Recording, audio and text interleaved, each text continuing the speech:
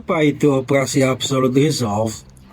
Operasi Absolute Resolve adalah operasi militer Amerika Serikat yang berujung pada penangkapan Presiden Venezuela, Nicolas Maduro, oleh pasukan elit Delta Force.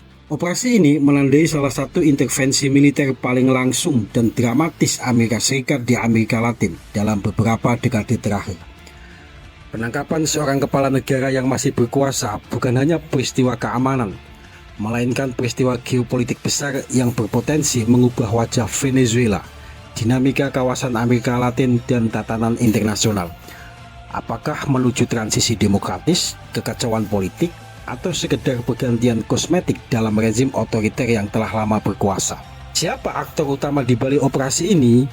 Aktor utama dari operasi ini adalah Amerika Serikat di bawah kepemimpinan Presiden Donald Trump dengan dukungan aparat keamanan dan militer elitnya. Di sisi lain, Nicolas Maduro, penerus Hugo Chavez, telah lama diposisikan Washington sebagai simbol kediktatoran, pelanggaran HAM, dan kehancuran ekonomi Venezuela. Namun, apakah konflik ini benar-benar hanya soal Washington versus Caracas? Bagaimana dengan Tiongkok? Selama lebih dari satu dekade, Beijing adalah mitra strategis Venezuela melalui investasi energi, pembiayaan infrastruktur, dan perlindungan diplomatik. Bagi Tiongkok, Venezuela bukan sekedar sekutu ideologis, melainkan simpul penting dalam strategi energi dan pengaruh globalnya di belahan bumi barat. Maka wajar jika Beijing segera mengecam operasi ini sebagai pelanggaran kedaulatan dan menekankan prinsip non-interference. Disinilah PBB masuk ke dalam dilema. Di satu sisi, badan-badan HAM PBB telah lama mengkritik pemerintahan Maduro. Di sisi lain, Piagam PBB secara tegas menolak penggunaan kekuatan bersenjata sepihak tanpa mandat Dewan Keamanan. Pertanyaannya, ketika HAM berhadapan dengan kedaulatan, siapa yang menentukan garis batasnya? Namun ada aktor lain yang sering luput dari sorotan, rakyat Amerika Latin sendiri. Selama satu dekade terakhir, lebih dari 8 juta warga Venezuela mengungsi ke Kolombia, Peru, Brasil, Chili, dan Ekuador. Negara-negara ini menanggung dampak ekonomi sosial dan keamanan. Jadi, apakah mereka hanya korban pasif atau justru pihak yang selama ini dipaksa membayar harga dari kegagalan negara Venezuela?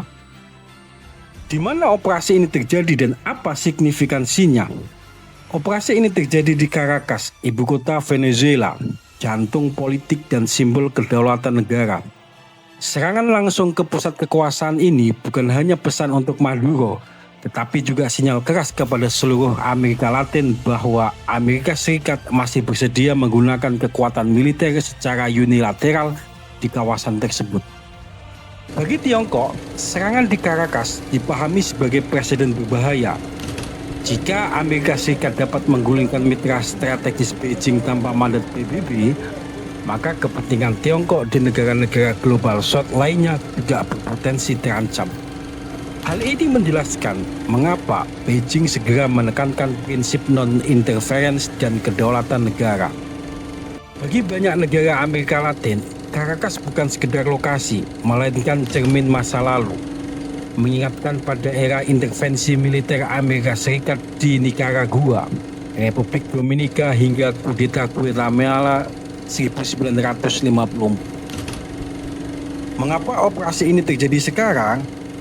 Waktu operasi ini memicu pertanyaan paling krusial. Mengapa sekarang? Secara formal, penolakan Maduro untuk mengakui kekalahannya dalam pemilu Venezuela 2024 menjadi titik tekan utama. Namun, legitimasi demokrasi sebagai alasan semakin ditanyakan sejak pemerintahan Trump secara terbuka mengubah arah kebijakan luar negerinya.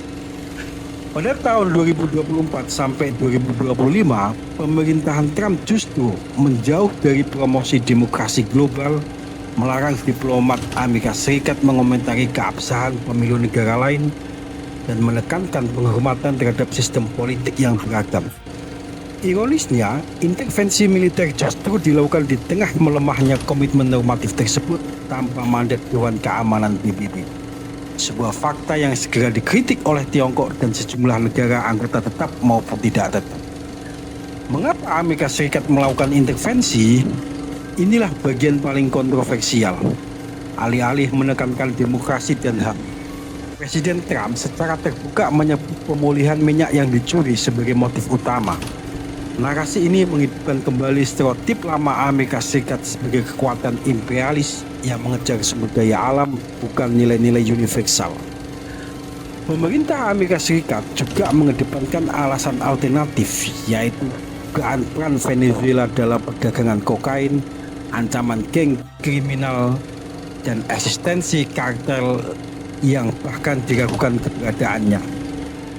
Bagi PBB, justifikasi ini tidak memenuhi standar hukum internasional untuk penggunaan kekuatan bersenjata, terutama prinsip necessity dan proportionality. Ketiadaan resolusi Dewan Keamanan memperlemah klaim legalitas operasi tersebut di mata komunitas global. Bagaimana dampaknya bagi Amerika Latin dan dunia? Dampaknya sangat luas dan multidimensional. Pertama, citra Amerika Serikat runtuh. Dari pembela demokrasi, Amerika Serikat kembali dipersepsikan sebagai pengganggu kedaulatan negara lain. Sejalan dengan doktrin Monroe abad ke-19. Kedua, menguatnya orientasi kawasan ke Tiongkok. Banyak negara Amerika Latin semakin memandang Beijing sebagai mitra yang tidak menggurui dan tidak menggunakan kekuatan militer, terutama dalam sektor minyak, mineral strategis, pangan, dan infrastruktur. Ketiga, uji legitimasi hukum internasional. Jika sebelumnya Mahkamah Pidana Internasional atau ICC menyelidiki Maduro atas kejahatan terhadap kemanusiaan, kini Amerika Serikat justru berada dalam sorotan global atas dugaan pelanggaran piagam PBB. Keempat, trauma sejarah kembali hidup. Generasi muda Amerika Latin yang tidak mengalami langsung perang dingin kini memiliki pengalaman empiris sendiri tentang penggunaan kekuatan militer Amerika Serikat tanpa konsensus global. Kemana arah Amerika Latin setelah ini? Jika kekuatan militer digunakan demi kepentingan rakyat Venezuela dan disertai rekonstruksi politik yang inklusif, sejarah mungkin akan mencatatnya berbeda. Namun, ketika minyak dijadikan justifikasi utama, mandat PBB diabaikan, dan rivalitas geopolitik AS dan Tiongkok semakin mengeras, maka intervensi ini lebih menyerupai pengulangan pola lama ketimbang awal tatanan baru. Kini, banyak warga Amerika Latin yang dulu mengeluhkan ketidakhadiran Amerika Serikat justru merindukan era Benign Neglect, masa ketika Washington tidak terlalu mencampuri urusan domestik kawasan.